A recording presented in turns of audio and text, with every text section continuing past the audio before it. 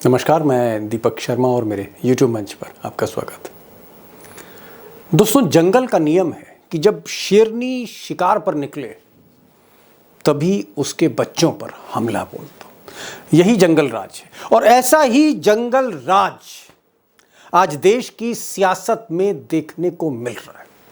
अब जरा गौर करिए, ममता बनर्जी पिछले 5 साल में पहली बार जब वो एक सरकारी दौरे पर यूरोप की यात्रा पर निकली, ठीक उनके पीछे उनके भतीजे को ईडी ने घेर लिया, ईडी ने घात लगा दी। और ऐसे समय पर जब ममता बनर्जी स्पेन में हो और उनका भतीजा अभिषेक बनर्जी दिल्ली जा रहा हो, आज एक इंपॉर्टेंट इंडिया की मीटिंग को अटेंड करने, उसी वक्त अभिषेक बनर्जी को ईडी ने घेर लिया, बैठा लिया, जाने नहीं दिया। पूछताछ के लिए आज ही का दिन मिला था ईडी को। और आज ही के दिन जब इंडिया की पहली कोऑर्डिनेशन कमेटी की बैठक थी जिसमें बहुत अहम फैसले लिए जा रहे थे, आज ही के दिन सिर्फ ममता बनर्जी पर घात नहीं लगाई गई।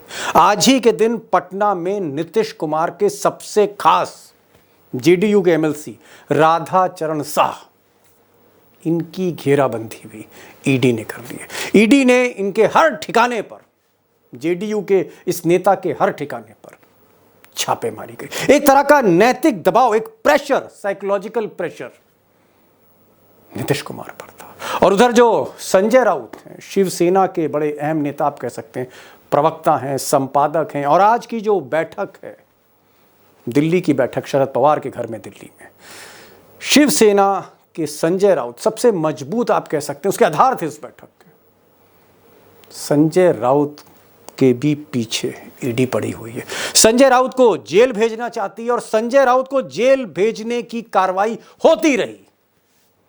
उनकी जमानत रद्द करवाने की कार्रवाई, उनको दोबारा जेल भेजने की कार्रवाई, कि संजय राउत और शिवसेना को किसी सूरत में डिस्टर्ब किया जा सके इस बैठक को लेकर। अब आज ही का एक और डेवलपमेंट देख लीजिए, ईडी का डेवलपमेंट, मोदी जी की ईडी का डेवलपमेंट। ये साहब जो हैं, इनका नाम है चंद्र बाबू नायडू, दक्षिण भारत की सियासत के एक बड़ा चेहरा। मोदी जी और अमित शाह वो चाहते थे कि चंद्र बाबू नायडू जो हैं वो एनडीए में आ जाए। बाद में कुछ इरादा बदला, नायडू साहब ने भी, कुछ मोदी जी ने भी। तो नायडू साहब चाहते थे कि अब इंडिया में आ जाए, क्योंकि इंडिया थोड़ा सा सुर्खियों में था। और तभी नायडू बाबू को आंध्र प्रदेश की सीआईडी के जरिए गिरफ्तार कराया गया, जेल भेजा गया। और ये सारा केस अब संजय मिश्रा, जी हाँ, ईडी के डायरेक्टर ने केस ले लिया है। यानी चंद्र बाबू नायडू से अब सवाल जवाब संजय मिश्रा करेंगे, मोदी जी के अलादीन ईडी के डायरेक्टर करेंगे।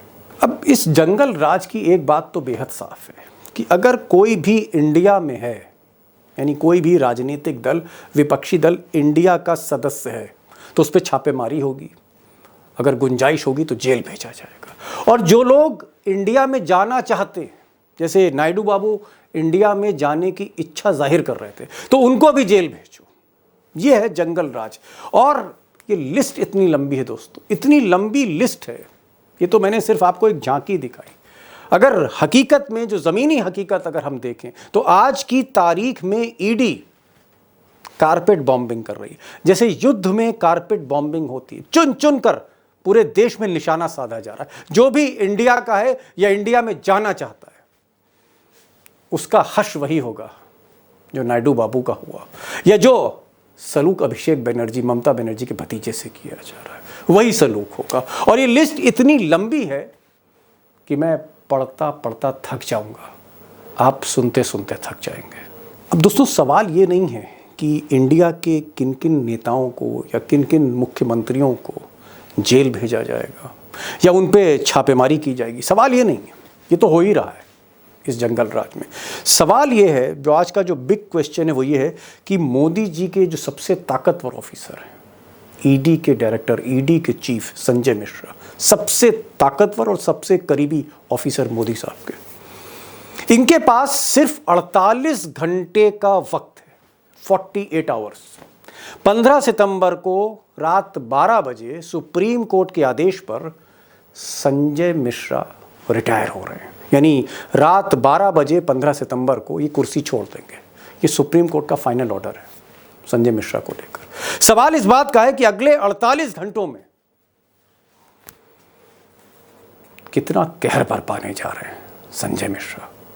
अब दोस्तों एक और सवाल है, और ये सवाल भी उतना ही बड़ा है, उतना ही बिग क्वेश्चन है कि अगर 15 सितंबर को संजय मिश्रा रिटायर हो रहे हैं, संजय मिश्रा को कुर्सी छोड़नी है, तो क्या मोदी जी जो इस देश के मुल्क के बादशाह हैं, बड़े ताकतवर बादशाह हैं, क्या ये एक ऐसे अलादीन के चिराग को अपने हाथ से जाने देंगे? क्या इतने उपयोगी ऑफिसर को, जिसने कई पार्टियां तोड़ दी विपक्ष की, कई सरकारें गिरा दी ईडी ने, ऐसे होनहार ऑफिसर को अपने जाने देंगे? अब लोग कहते हैं कि मोदी जी के पास एक प्लान बी है संजय मिश्रा को लेकर। 15 सितंबर को रिटायर होने के बाद मोदी जी संजय मिश्रा को इस देश का चीफ इन्वेस्टिगेटिंग ऑफिसर बना देंगे। एक नया पद, एक नया डिपार्टमेंट बनाया है, और जब वो CIO बन जाएंगे तो उनके अंडर में मोदी जी ईडी और सीबीआई दो एजेंसियां दे देंगे। अब कुछ लोग कह रहे हैं कि 15 सितंबर की रात के बाद ऐसा फरमान मोदी जी जारी कर सकते हैं, और कुछ लोग हैं वो ये कह रहे हैं कि साहब 18 से 22 सितंबर के बीच जो ये विशेष सत्र बुलाया है, स्पेशल सेशन पार्लियामेंट का बुलाया है, उसके बाद 22 तारीख के बाद संजय मिश्रा को नई कुर्सी पर बैठाया जाएगा, इनाम दिया जाएगा, और ज़्यादा ताकत और ज़्यादा हथियार दिए जाएंगे, क्योंकि संजय मिश्रा तब तक मोदी जी के साथ हैं जब तक 2024 तक मोदी जी प्रधानमंत्री की कुर्सी पर बैठे हुए हैं। जब तक मोदी है तब तक संजय है। अब दोस्तों अगले 48 घंटों में ईडी चीफ संजय मिश्रा क्या कहर बरपाने जा रहे हैं, क्या करने जा रहे हैं अगले 48 घंटों में, और इन 48 घंटों के बाद मोदी जी संजय जी के लिए क्या करने जा रहे हैं, बड़ा सवाल है। और क्या ये कहर जारी रहेगा, और इन सब का इम्पैक्ट, ईडी का, छापों का, जेल का, मोदी के फैसले का संजय मिश्रा को लेकर, इन सब का इम्पैक्ट, इन सब का असर 2024 के चुनाव पर क्या होगा, विपक्ष पर क्या होगा? क्या अल्टीमेटली संजय मिश्रा इंडिया को तोड़ देंगे या इंडिया के आगे टूट जाएंगे? मुझे लगता है ये जो सारे सवाल हैं एक के बाद एक, इसके जवाब आप तक पहुंचाना बहुत ज़रूरी है, और मैं कोशिश करूंगा ये सवाल टाइगर से पूछूंगा, ये सवाल ग्राउंड ज़ीरो से हमारे रिपोर्टर अभिषेक कुमार से पूछूंगा कि झारखंड, बिहार, वहाँ क्या हो रहा है, वहाँ क्या गजब ढा रही है ईडी, और इसका इम्पैक्ट क्या होगा नीतीश कुमार, तेजस्वी यादव की राजनीति पर। ज़्यादा वक्त नहीं लूँगा, सीधे चलते हैं अशोक वानखेड़े टाइगर के पास और अभिषेक कुमार के पास।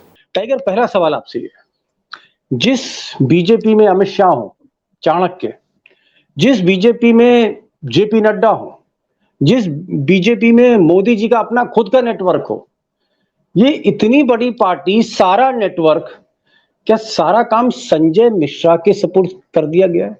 क्या बीजेपी को आउटसोर्स कर दिया गया है ईडी को कि आप देखिए, और ये जो 48 घंटे हैं इसमें सारा कुछ जो ब्लूप्रिंट है 2024 का वो संजय मिश्रा बना रहे हैं? क्या संजय मिश्रा के अलावा मोदी जी के पास अब कोई आदमी नहीं बचा है? क्या नड्डा और अमित शाह जैसे कार्ड फेल हो चुके हैं? जो काम अमित शाह नहीं कर पाए, जो नड्डा जी नहीं कर पाए, जो काम गडकरी के रोड नहीं कर पाए, जो काम राजनाथ सिंह का कास्ट फैक्टर नहीं कर पाए, संघ नहीं कर पाए, वो काम फिर संजय मिश्रा ने किए। संजय मिश्रा ने किए। सरकार बन गई, वो हंसते रहे, बोले बना नहीं दीजिए सरकार जी, कितनी दिन तक खैर मनाएगी बकरे की मां जी। सरकार गिरा दी, सरकार इनकी बन गई। तो जी। बिना बैलेट पेपर के या ईवीएम मशीन के जन समर्थन प्राप्त किए यदि कोई आपको सरकार देता है दीपक भाई, तो वो सबसे बड़ा होगा, और उसने डिलीवरी दी है। एक आध दो जगह चुका है वो, एक राजस्थान यदि उनके हाथ में नहीं आया तो बाकी तो जगह खेला, जहां खेला वहां कर दिया खेला। कर्नाटक में कर दिया, गोवा में कर दिया, मणिपुर में कर दिया, उन्होंने मध्य प्रदेश में कर दिया, उन्होंने महाराष्ट्र में कर दिया। कहाँ खेला नहीं जी किया? जी। एक चीज टाइगर यहाँ पूछना चाह रहा हूं आपसे, मैं एक एक सवाल, मैं सॉरी इंटरप्ट कर रहा हूँ, एक सवाल अगर हम आज के ही देखें, आज पहली बैठक होनी थी इंडिया की, first meeting of the coordination committee, जहां पर सीट का एडजस्टमेंट, सीट शेयरिंग का फॉर्मूला और भी बहुत से जो रैलियां करनी, मतलब आज इंडिया का पहला ऐसा एजेंडा सेट होने जा रहा था जो देश की राजनीति की धारा को बदलने की कोशिश कर रहा था। लेकिन आज इस इंपॉर्टेंट मीटिंग में मैं देख रहा हूं कि अभिषेक बनर्जी, उन्हीं को नोटिस दे दिया, उन्हीं को घेर लिया। ईडी ने कहा नहीं नहीं, आप दिल्ली बाद में जाइएगा, पहले हमारे दफ्तर आइए वरना जेल भेजा जाएगा आपको। संजय राउत, जो एक इंपॉर्टेंट आप कह सकते हैं इस कोऑर्डिनेशन कमेटी के मेंबर है, संजय राउत शिवसेना लीडर, उनकी बार बार कोशिश ईडी हो रही कि इनकी जमानत किसी तरह से हम खारिज कराएं, जेल में वापस भेजें। मेरा सिर्फ ये कहने का मतलब है कि क्या अभी भी ईडी को, संजय मिश्रा को लगता है कि इस तरह से डिस्टर्ब करके, चाहे हेमंत सोरेन हो, चाहे भूपेश बघेल हो, अभिषेक बनर्जी हो, संजय राउत, इनको डिस्टर्ब करके इंडिया को तोड़ा जा सकता है, इंडिया को बिखेरा जा सकता है? मैं ये जानना चाह रहा हूं, ये मोदी जी की क्या सोच है? ये उनका सोच है, ये उनके आकाओं का सोच है। देखिए, संजय मिश्रा को तो आदेश होता है, आदेश ये है कि आप परेशान करो। संजय, क्या होता है, ये जो कोविड आया, तो पहले कोविड जब आया तो कई लोग मरे, फिर उसके बाद वैक्सीनेशन हुआ, और आजकल लोग मिलते हैं, कोविड हो गया था 2 दिन और 2 दिन के बाद ऑफिस आ जाते हैं, क्योंकि अपनी बॉडी इम्यून हो गई। अब इस देश का विपक्ष इनकम टैक्स, सीबीआई और ईडी से इम्यून हो गया।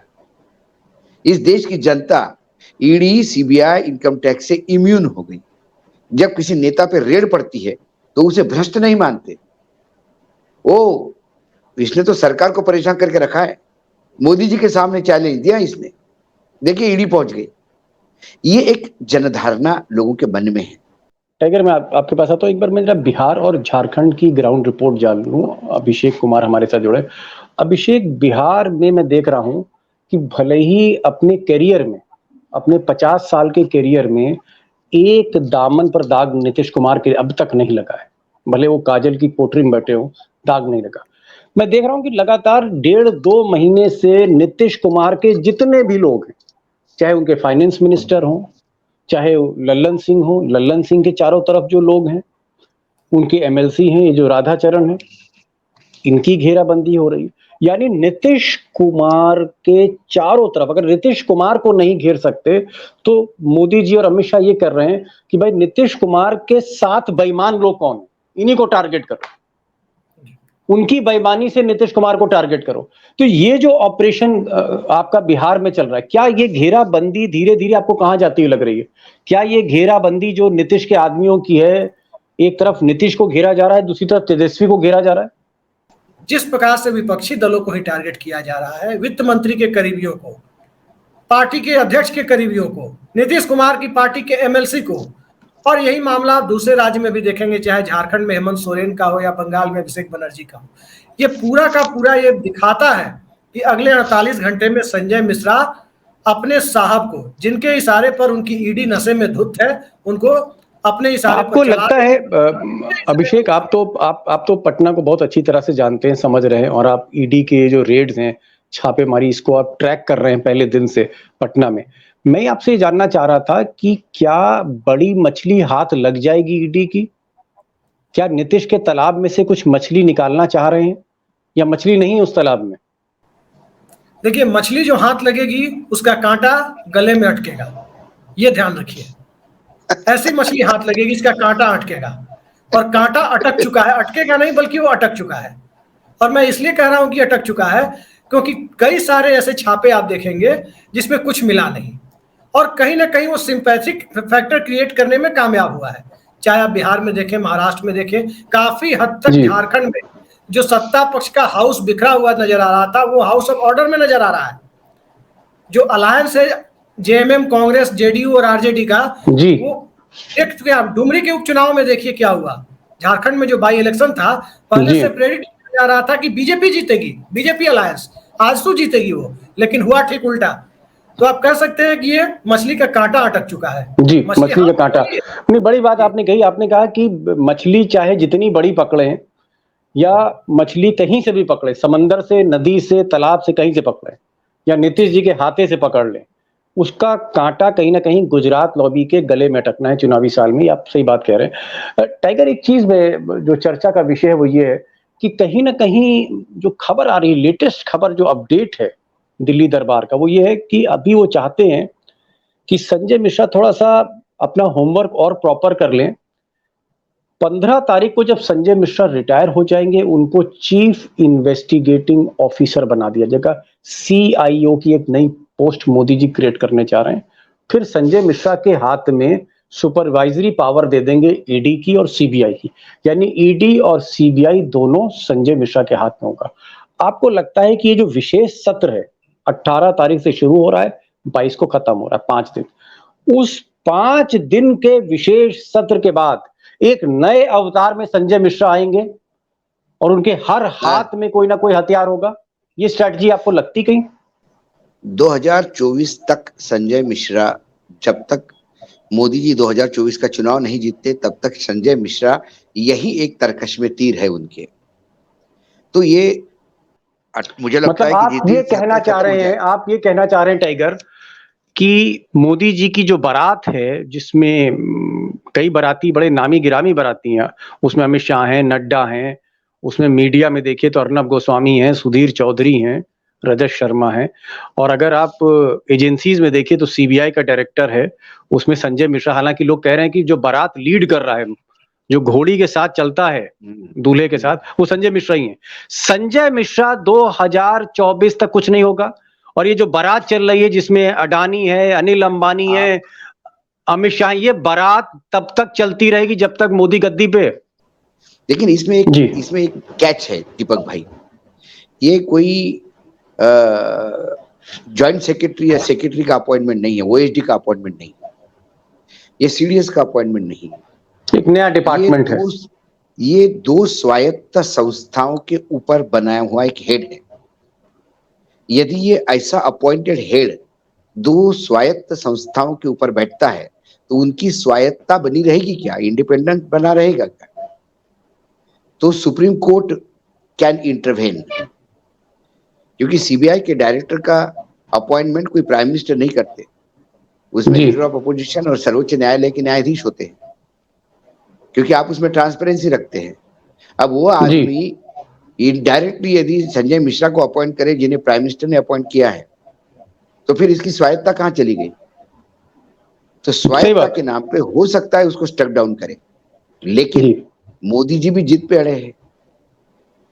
मोदी जी उनको राज्य मंत्री बना देंगे, गृह में राज्य मंत्री की शपथ दिलवा के होम मिनिस्ट्री दिलवाएंगे, उनके अंडर ही दिलवाएंगे दोनों एजेंसी। फिर तो कुछ नहीं कर पाएंगे।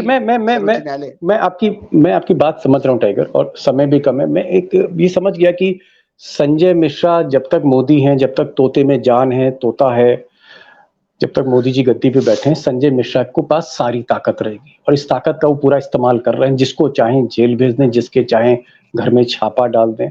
तो वो खैर हमारे बस में नहीं है, ना आपके बस में, किसी के बस में नहीं। संजय मिश्रा आज की तारीख में मोदी के सबसे ताकतवर अफसर हैं। सारी ताकत मोदी ने दे रखी है और वो अपनी ताकत दिखा रहे हैं। किसी को भी अरेस्ट करके जेल भेज देते हैं, ये हम लोग जानते हैं। मेरा सवाल दूसरा है। मेरा सवाल टाइगर ये है, आप अभी महाराष्ट्र के सघन दौरे से लौटे हैं, बार बार महाराष्ट्र जा रहे हैं, आप विदर्भ जा रहे हैं, आप कोंकण एरिया जा रहे हैं, आप बॉम्बे जा रहे हैं, आप थाने जा रहे हैं, कोल्हापुर जा रहे हैं, पूरा महाराष्ट्र आपने छान दिया है। महाराष्ट्र में ईडी ने 2 पार्टियां तोड़ी, एनसीपी को तोड़ा ईडी ने, संजय मिश्रा ने, और शिवसेना को तोड़ दिया, दोनों स्प्लिट कर दिया, सरकारी गिरा दी। महाराष्ट्र में संजय मिश्रा के एक्शन का क्या असर है? That is the multi million question. उनके दोनों एक्शन का इंपैक्ट ये है कि इतनी मेजॉरिटी में सरकार होने के बावजूद अजित पवार और एकनाथ शिंदे, ओरिजिनल शिवसेना, ओरिजिनल एनसीपी, तथाकथित और सबसे ताकतवर बीजेपी जो 106 सीटें लेके बैठी हुई है हाउस में, ये सब कुछ होने के बावजूद भी मुंबई म्युनिसिपल कॉर्पोरेशन या पुणे म्युनिसिपल कॉर्पोरेशन या ठाणे म्युनिसिपल कॉर्पोरेशन की चुनाव करवाने की औकात नहीं है, क्योंकि इतना बुरी तरह से मिसफायर हो गए हैं दोनों एक्शन ईडी के जी कि जो कोंकण और मुंबई तक सीमित थे वो महाराष्ट्र के नेता हो गए। जो पश्चिम महाराष्ट्र तक सीमित थे उनको विदर्भ में भी लाखों लोग देखने आते हैं। जी शिवसेना उद्धव ठाकरे परिवार में एक जान फूंक दी ईडी ने। उनको तो संजय मिश्रा का फोटो लगा के रोज हार फूलों से उसका स्वागत कर लेना चाहिए। तुम ही हो माता पिता, तुम ही हो। यानी आप कहना चाह रहे हैं कि संजय मिश्रा काम कर रहे हैं, मोदी का फायदा पहुंचा रहे हैं इंडिया को, काम भारत का फायदा इंडिया है, फायदा इंडिया तोड़ भारत को रहे हैं, फायदा इंडिया को हो रहा है। वो उनका स्लोगन है ना, जुड़ेगा इंडिया जीतेगा, जुड़ेगा भारत जीतेगा इंडिया जी। और संजय मिश्रा का जो काम है वो तोड़ेगा भारत जुड़ेगा इंडिया। जितना ईडी का प्रकोप हो रहा है ये सारे लोग इकट्ठा हो रहे हैं। इंडिया गठबंधन का फेविकॉल जो है वो ईडी का एक्शन है, ये बात मानिए। सब दुखी है, सब एक दूसरे से पीड़ित, सब जानते हैं वो पीड़ा क्या है और इस पीड़ा को लड़ने के लिए सब एक हो गए हैं। इसलिए कई लोग त्याग करने की बात करते हैं, हम सीट छोड़ने को तैयार है लेकिन लड़ेंगे, इनको वापस भेजना है। सबको उस ईडी की प्रताड़ना का बदला लेना है। लास्ट क्वेश्चन अभिषेक समय हो रहा है, लास्ट क्वेश्चन। आपको लगता है जो अभी टाइगर बता रहे थे कि वो महाराष्ट्र से लौट के आए, उनका ये कहना है कि संजय मिश्रा ने भले ही वहां सरकारें गिरा दी हो, दो पार्टियां तोड़ दी हो, शरद पवार को के आदमी छीन लिए हो, उद्धव ठाकरे के आदमी छीन लिए हो, तो उन्होंने भले ही पार्टी तोड़ दी लेकिन लाभ मोदी को नहीं दे पाए, मोदी का नुकसान कर दिया, क्योंकि एक एंटी गुजराती लॉबी फीलिंग वहां पर है महाराष्ट्र में। मराठा मूवमेंट भी हम देख रहे हैं और तमाम चीजें देख रहे हैं। संजय मिश्रा का मतलब नुकसान ज्यादा हुआ महाराष्ट्र में, संजय मिश्रा का लाभ नहीं मिल रहा है बीजेपी को। क्या यही स्थिति कमोबेश बिहार में लग रही है जब से नीतीश की घेराबंदी, क्योंकि बिहार के अखबारों में तो छप रहा होगा, वहां के लोकल यूट्यूब चैनल्स में आ रहा होगा, वहां के तमाम सोशल मीडिया पे चल रहा होगा कि आज नीतीश के इस आदमी को पकड़ा, कल नीतीश के एमएलसी को पकड़ा, फिर नीतीश के इसको घेरा, उस नीतीश को घेरा। तो ये जो नीतीश की घेराबंदी हो रही है, तेजस्वी की घेराबंदी हो रही है, बुढ़ापे में लालू को परेशान किया जा रहा है, राबड़ी देवी से पूछताछ हो रही है, बिहार के मन में क्या है संजय मिश्रा को लेकर, ईडी को लेकर, इन छापों को लेकर, संक्षेप में? दीपक जी, एक चीज समझनी होगी इसमें, ये बात पूरी तरह से सबको जान लेनी चाहिए कि नीतीश कुमार ने जो 17 साल बिहार में सरकार चलाई है, 13 साल बीजेपी के साथ चलाई है और 4 साल अब तक, कुल जमा 4 साल आरजेडी के साथ चलाई है। 13 सालों में पीडब्ल्यूडी, हेल्थ, फाइनेंस यानी वित्त, स्वास्थ्य और लोक निर्माण विभाग जैसे मंत्रालय बीजेपी को दे रखे थे उन्होंने, और यही वो मंत्रालय है जहां से ठेके निकलते हैं, जहां से भ्रष्टाचार की बू आती है। चाहे आप दिल्ली में सत्येंद्र जैन का मामला देखें, मनीष सिसोदिया का मामला देखें, चाहे महाराष्ट्र में आप कई सारे मंत्रियों का मामला देखें, अधिकांश मामले इन्हीं मंत्रालयों के हैं। अब सवाल ये उठता है कि वो छापा डालें तो किस पर डालें? सृजन घोटाले की फाइल ओपन करेंगे तो सुशील मोदी के ऊपर शिकंजा कसेगा। पीडब्ल्यूडी की फाइल अगर कोई ओपन होगी, उसमें कोई भ्रष्टाचार ढूंढने जाएंगे तो बीजेपी के नेता नंद किशोर यादव और उसके साथ साथ नितिन नवीन जैसे मंत्री पकड़े जाएंगे। रही बात आरजेडी की, जब नीतीश कुमार आरजेडी के साथ आए तो ये सारे कमाऊ मंत्रालय जिन्हें कहा जाता है वो आरजेडी के जिम्मे थे। तो जब आरजेडी के जिम्मे ये मंत्रालय थे तो लालू परिवार को क्या फर्क पड़ता है कि 4 केस पहले से है, 2 और केस उनके सर पे लग गया, तो वो इस वजह से फ्री है कि हमारे ऊपर तो हमें तो पहले से ही बदनाम करके रखा गया है। दूसरी बात, आरजेडी एक खांचे में फिट पार्टी है, उसका एक फिक्स वोट बैंक है एमवाई, जो बिहार के पॉपुलेशन का टोटल 31% माना जाता है। अब उसमें जिसके वोट एड ऑन होते हैं वो नीतीश कुमार के एड ऑन होते हैं। ये फैक्टर है कि वो भी निश्चिंत है, ये भी निश्चिंत है। इतना आसान नहीं, आपका ये कहना है इतना आसान नहीं है ईडी के लिए, क्योंकि जिस तरह से आपने बताया कि जो मंत्रालय हैं अगर उनकी घेराबंदी होती है तो 13 साल बीजेपी वहां थी, घूम फिर के बीजेपी का ही कोई आदमी फंसेगा बिहार में, और वो मोदी के लिए बड़ी ऑकवर्ड सिचुएशन होगी। टाइगर, आखिरी क्वेश्चन आपसे मैं पूछना चाहूंगा कि संजय मिश्रा जैसा ट्रंप का कार्ड अगर फेल होता है, क्योंकि हमने देखा मोदी जी आजकल नड्डा का कार्ड तो उन्होंने रख ही दिया है, हिमाचल प्रदेश के बाद बंद कर दिया है, आजकल वो अमित शाह का कार्ड भी इस्तेमाल नहीं कर रहे। तो नड्डा फेल, अमित शाह फेल, क्या अब संजय मिश्रा भी फेल होने जा रहे हैं? क्या मोदी का ट्रंप का इक्का फेल होने जा रहा है? Last question. फेल हो गया है, फेल हो गया है। इतना ईडी का प्रकोप, इतने बदनाम किया, सब कुछ करने के बाद भी झारखंड में क्या हुआ? सही कह रहे अभिषेक जी, झारखंड में मुश्किल लग रहा था। सोरेन ईडी के केस में इतना फंसा हुआ था कि वो खुद टाइम नहीं दे पा रहा था वहां पे। वहां लोकल फैक्टर्स बहुत अलग अलग जगह पे एक्ट कर रहे थे। लेकिन आखिरी 5 दिन इंडिया के सभी घटक दलों ने, आखिरी 5 दिन जो सोर्सेस पुट इन किए और जो काम पे लग गए, चाहे कांग्रेस हो चाहे आरजेडी के लोग हो, और उन आखिरी 5 दिनों में जेएमएम को पता ही नहीं पड़ा कि उनकी सीट कैसे जीत गई। टेक ओवर कर लिया इंडिया ने, पूरी स्ट्रैटेजी टेक ओवर कर ली। तो ये जो है, और लोगों को समझ में आ गया कि ये सोरेन को बदनाम कर रहे हैं, परेशान कर रहे हैं, क्योंकि सोरेन इनके साथ नहीं है जी।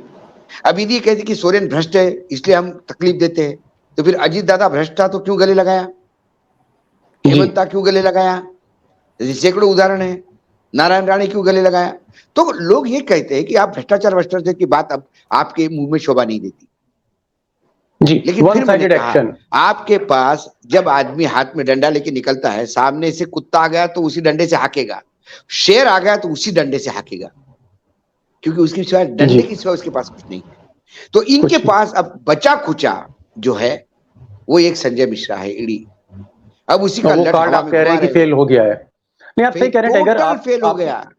आपने एक बात बहुत सही कही कि ये जो कार्ड है, धीरे धीरे ये कार्ड के अब कोई मतलब नहीं रहे, क्योंकि जहां जहां संजय मिश्रा के पांव पड़ रहे हैं, जिस जमीन पे पांव पड़े, कर्नाटक में पांव पड़े तो बीजेपी बुरी तरह हारी, महाराष्ट्र में संजय मिश्रा के पांव पड़े, ईडी वहां पर पहुंची, पार्टी तोड़ी, उल्टा असर होने लगा। एक बाई इलेक्शन भी जीतने के लाले पड़े हैं वहां पर बीजेपी को महाराष्ट्र में। और अब हम देख रहे हैं कि किसी तरह से झारखंड में जो हमने जीत देखी कि किस तरह हारी हुई बाजी को जीत में बदला है हेमंत सोरेन ने, उसके पीछे भी कहीं ना कहीं संजय मिश्रा है।